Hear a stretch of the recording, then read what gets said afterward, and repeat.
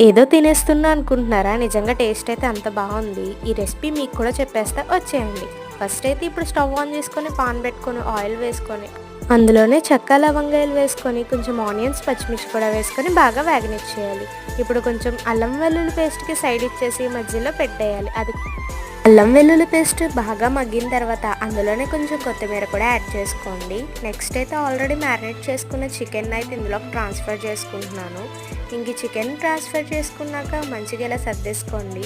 దీనిపైన అయితే కొంచెం కొత్తిమీర కూడా వేసుకున్నాను. కొత్తిమీర ఎంత ఎక్కువగా ఉంటే ఫ్లేవర్ కూడా అంత బాగుంటుంది.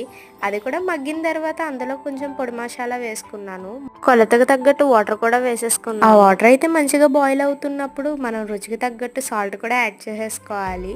సో మనకి టేస్ట్ చూస్తే అర్థమైపోతుంది, దాన్ని బట్టి యాడ్ చేసేసుకోవడమే. ఇంకా నానబెట్టిన రైస్ కూడా ఇందులోకి యాడ్ చేసేసుకొని మూత పెట్టండి. ఇంకేముంది, వేడి వేడిగా చికెన్ బిర్యానీ రెడీ. సబ్స్క్రైబ్.